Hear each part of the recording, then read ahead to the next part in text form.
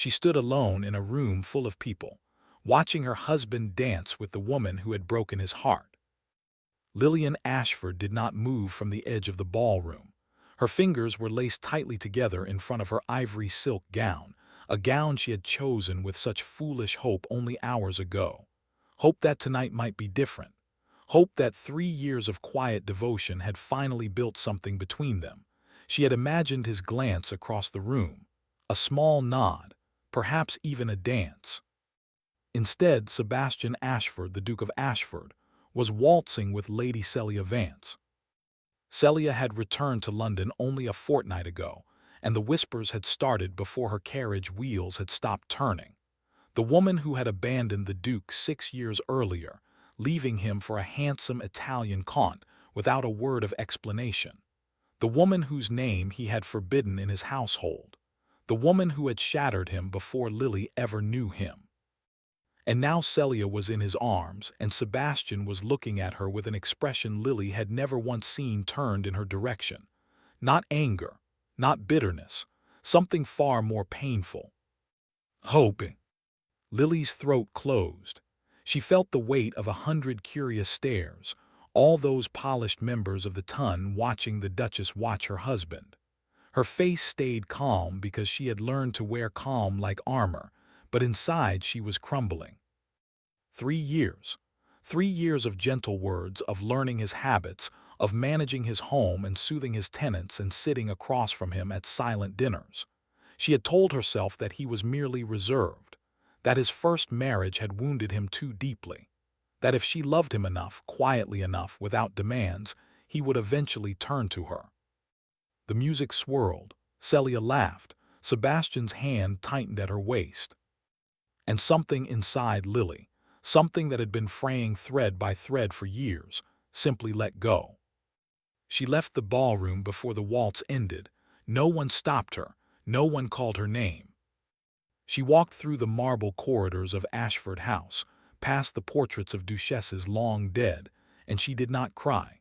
She had cried too many nights in the early years, silent tears soaking her pillow while her husband slept in a separate wing of the house. Now there was only a hollow stillness. That night she sat at the small writing desk in her private sitting room and looked at the miniature portrait of her mother, a woman who had died when Lily was 12. Her mother had once told her, "Never beg for love, my darling. Love that must be begged for is not love at all." Lily had forgotten that. She had spent 3 years begging with her eyes, her actions, her patient smiles, and she had received nothing. She did not sleep. She did not pace. She simply sat, and by the time the gray dawn crept through the windows, she had made a quiet decision. She would stop. Not dramatically, not with ultimatums or tears. She would simply stop chasing a man who did not want to be caught. She would stop hopping for his affection.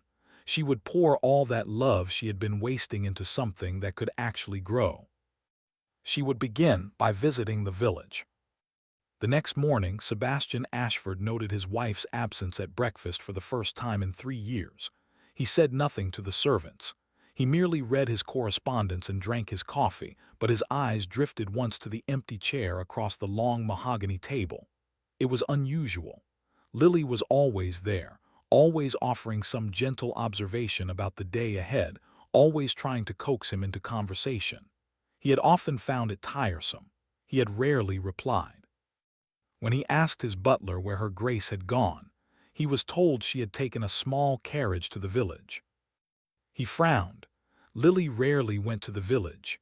She had always seemed content within the walls of Ashford Hall, tending to household matters, waiting for him to return from Parliament or his club. Always waiting. He dismissed the thought and returned to his papers.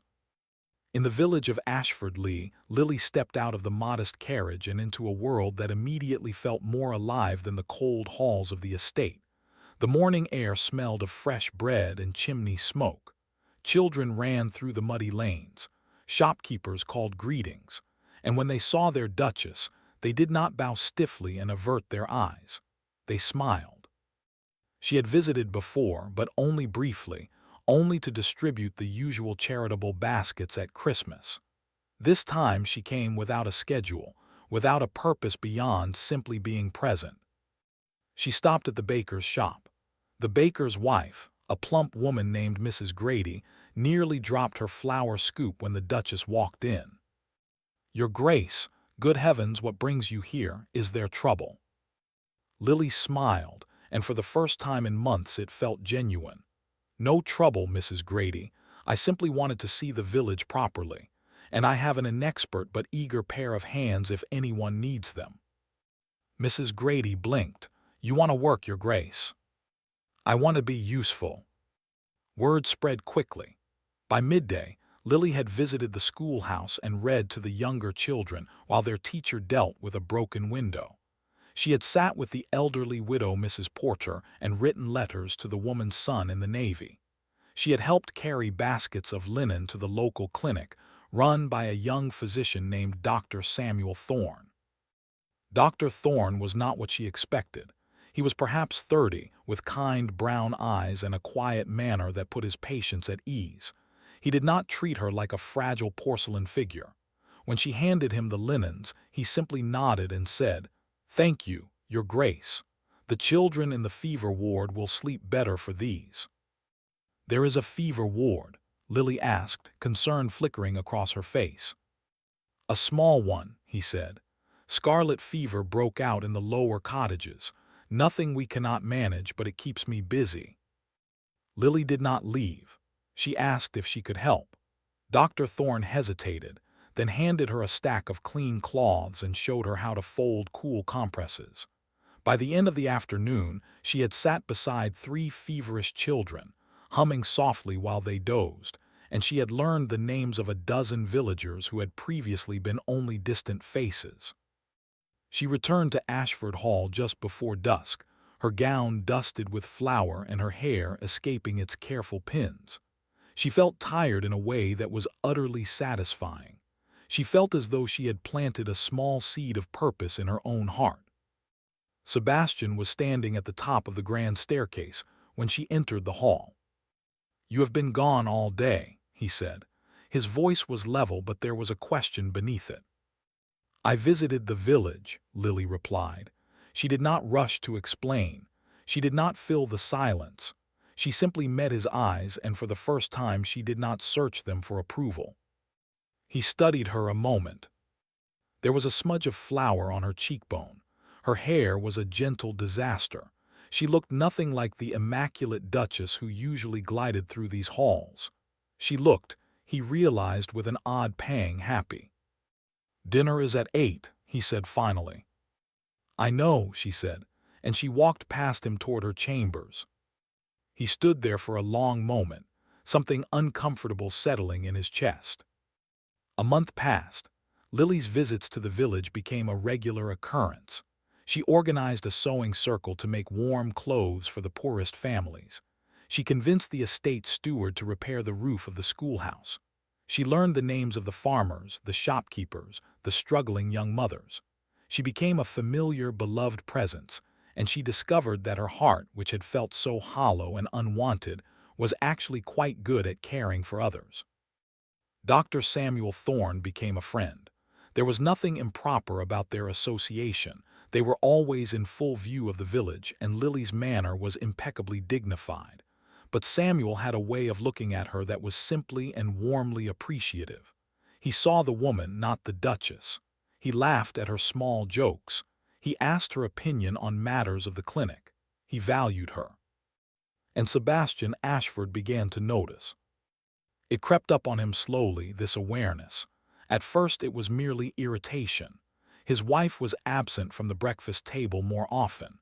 She no longer lingered in the library waiting to pour his tea. She did not ask about his day. She was polite, perfectly, distantly polite, and she was always on the verge of leaving for the village. One evening he found himself standing at the window of his study, watching her carriage return.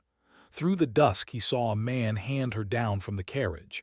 Dr. Thorne. The physician said something that made her laugh, a light, free sound Sebastian had not heard in years, perhaps ever. His jaw tightened. He turned away from the window and poured himself a brandy. That night at dinner, He broke the silence. "You spend a great deal of time with the village physician."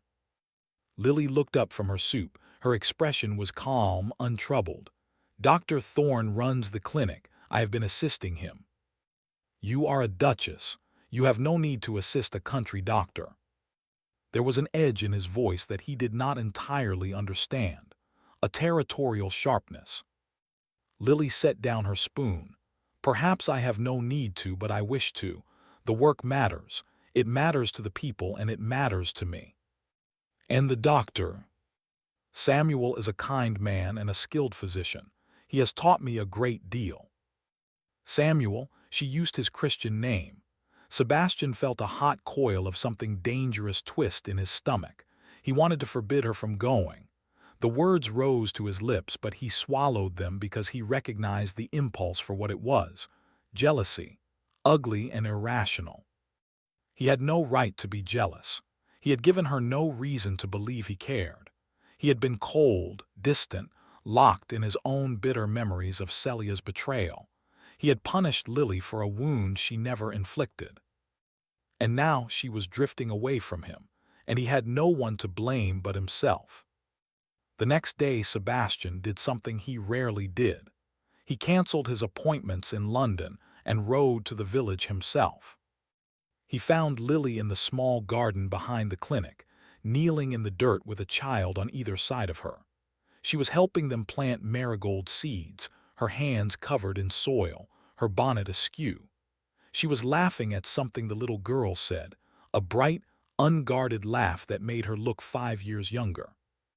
Sebastian dismounted slowly. He stood at the garden gate, watching. Dr. Thorne emerged from the clinic at that moment. He saw the Duke and paused, a flicker of caution crossing his features, but he approached calmly. "Your Grace, an unexpected visit." "I came to see my wife." The words felt strange on his tongue.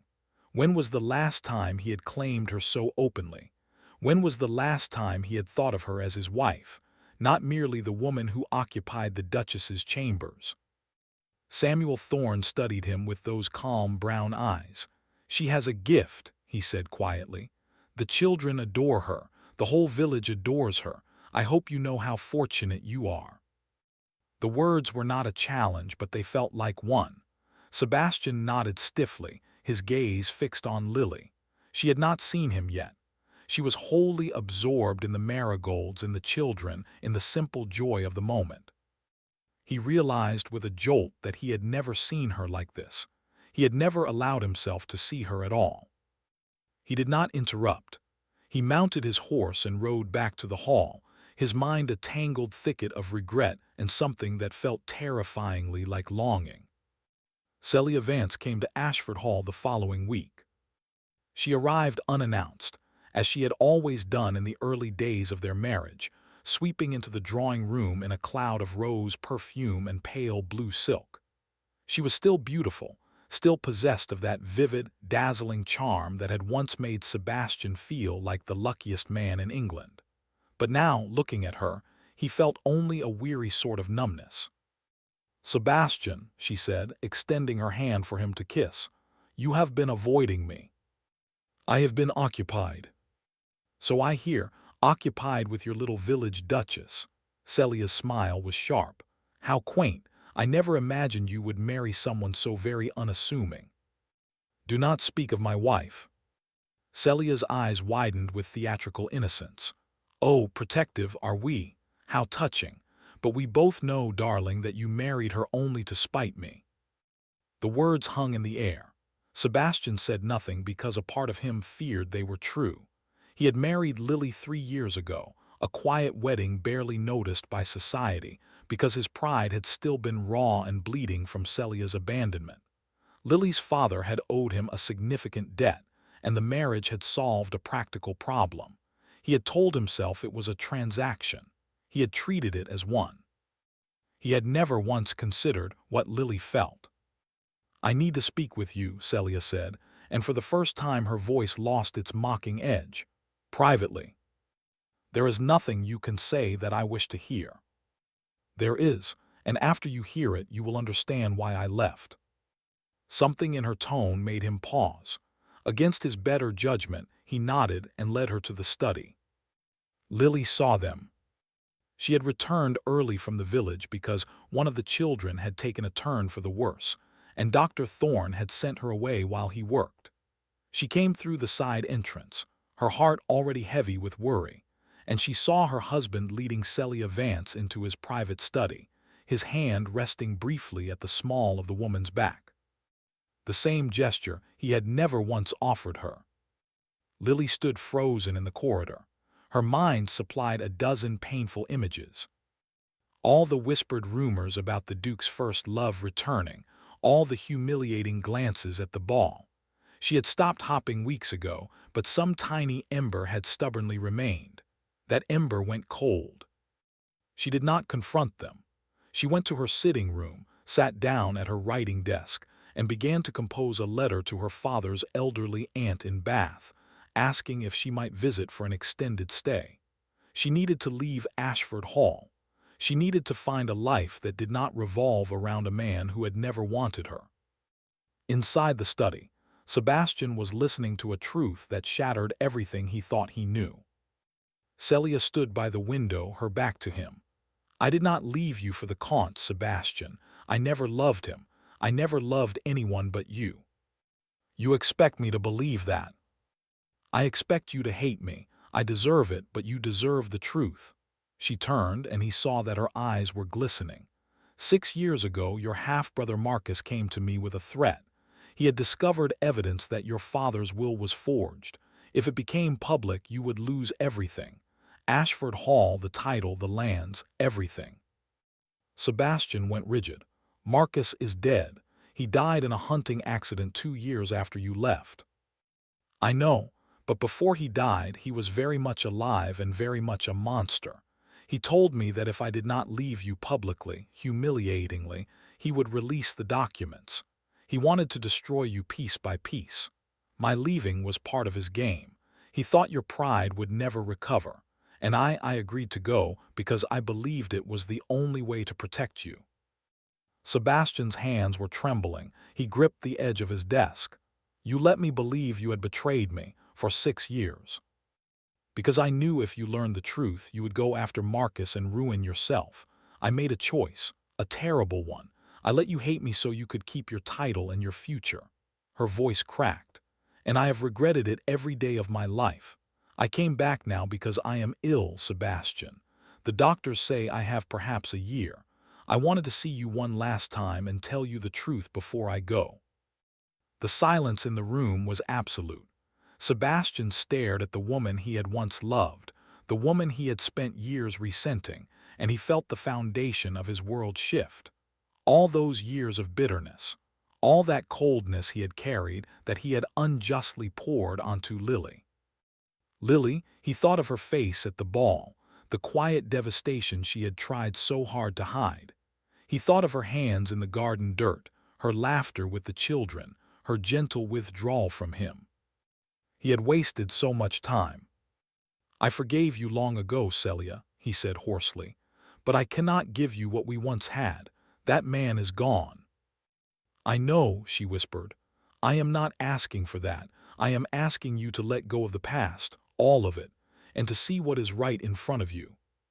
He left the study in a daze. He went looking for Lily, driven by a sudden desperate need to see her face. Her maid told him she was in her sitting room. He knocked softly, then opened the door. Lily was folding a letter, her movements calm and deliberate. She looked up, and he saw that her eyes were dry but distant. She had pulled herself back from him so completely that he felt the loss like a physical blow. "Lily, your grace." Not Sebastian, not even a simple "my lord, your grace," formal, remote. "I need to speak with you about Celia." "There is no need."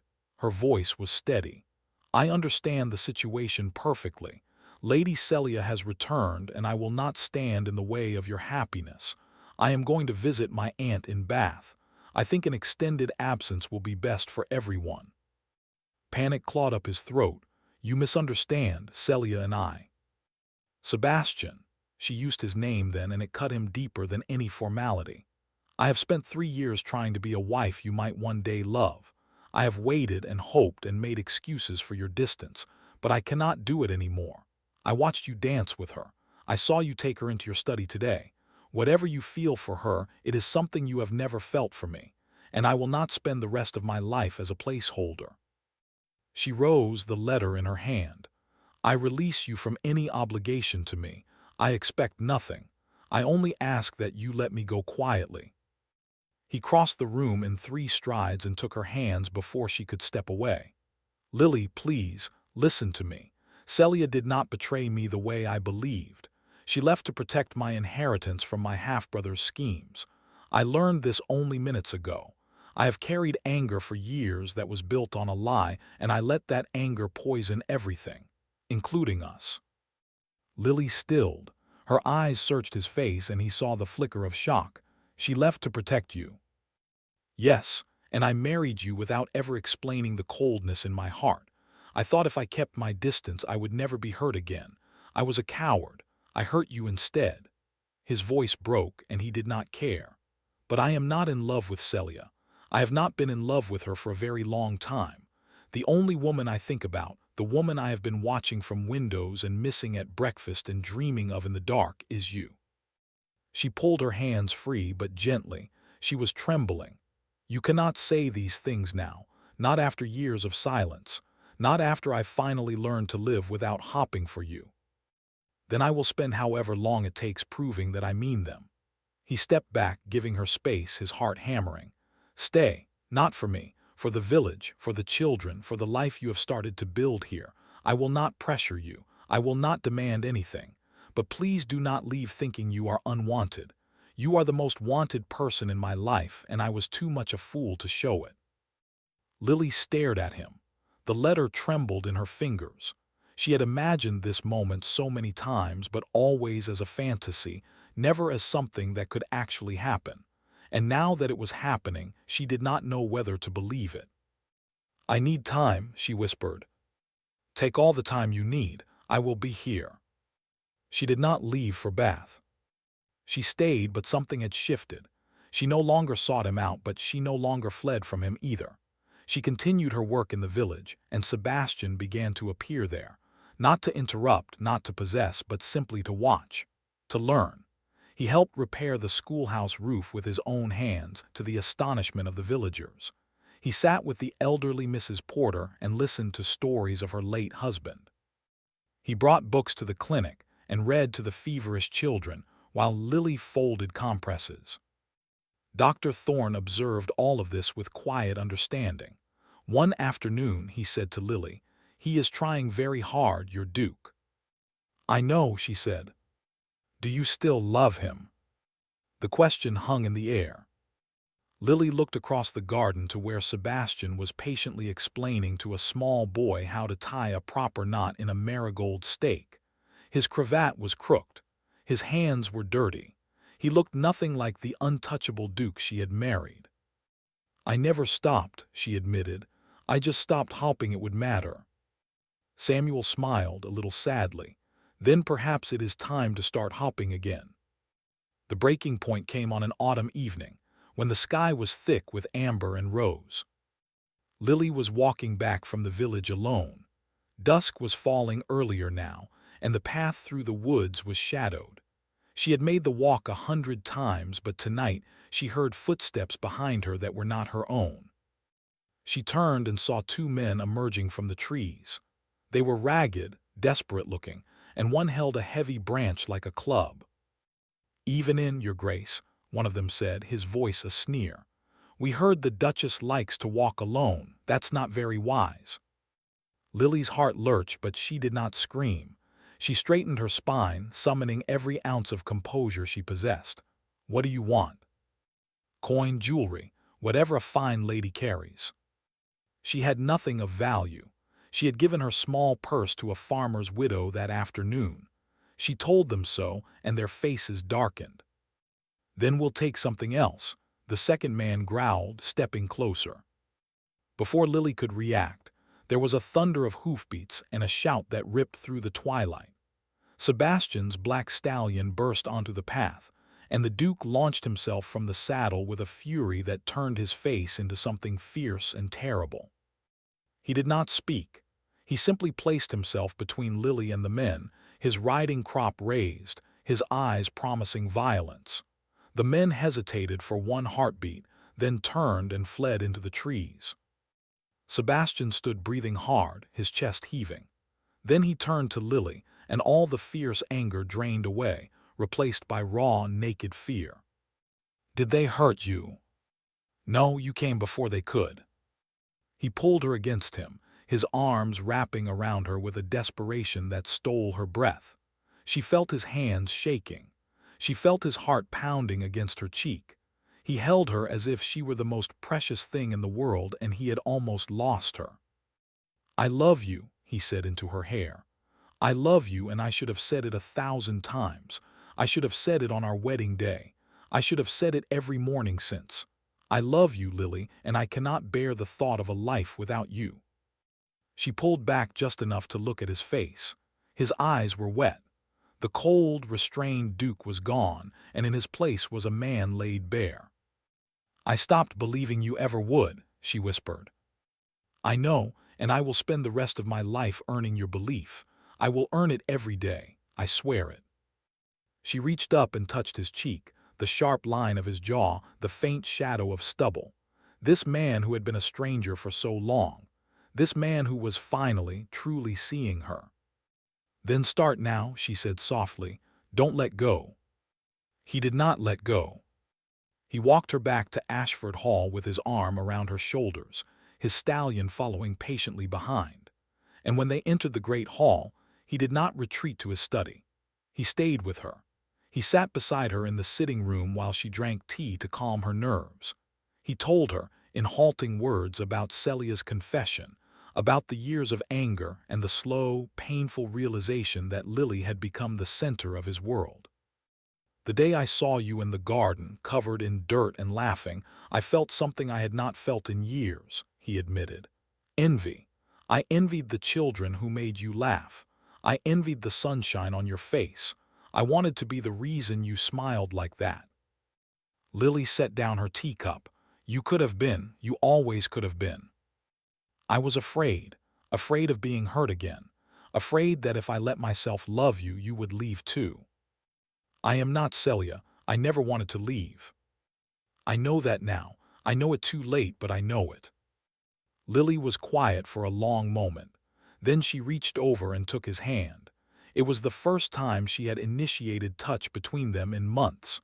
The first time in perhaps ever. "It is not too late," she said. "It is just very, very late, but we are still here." He lifted her hand to his lips and kissed it, a gesture so tender and reverent that tears pricked at the corners of her eyes. This was the man she had married. Not the cold stranger, but this one. The one who trembled when he touched her. The one who had ridden into the woods to save her. The one who had finally let down his walls. The days that followed were not magical. Healing was not a sudden, sparkling transformation. It was slow and sometimes awkward. Sebastian struggled to express emotions he had suppressed for years. Lily struggled to trust the affection he offered. There were moments of silence that felt too familiar, and moments when she caught herself withdrawing out of old habit. But there were also new things. There were breakfasts where he sat beside her instead of across the table and asked about her plans for the day with genuine interest. There were evenings when he read aloud to her from a novel, his deep voice wrapping around the words. There were walks through the garden where he held her hand and did not let go. There were small, careful kisses on her forehead, her temple, the corner of her mouth, always patient, never demanding. He accompanied her to the village and worked alongside her. The villagers whispered, of course, but their whispers were warm now. They saw the way the Duke looked at his Duchess. They saw the way she had begun to glow. Celia left quietly before the first snow. She came to say goodbye, and Lily met her with a gracious dignity that surprised even herself. "I loved him once," Celia said, standing in the front hall. "But he was never mine the way he is yours. I see that now. Take care of him, and let him take care of you." "I will," Lily said, and she meant it. Winter settled over Ashford Hall like a quiet blanket. The fever in the village abated. Dr. Thorne sent a letter of thanks and enclosed a small sketch one of the children had made of the Duchess planting marigolds. Sebastian framed it and hung it in his study.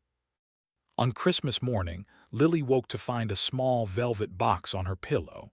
Inside was a ring, not a Grand Duchess's ring, but a simple band of gold engraved with a single word: "Finally." She put it on and went downstairs.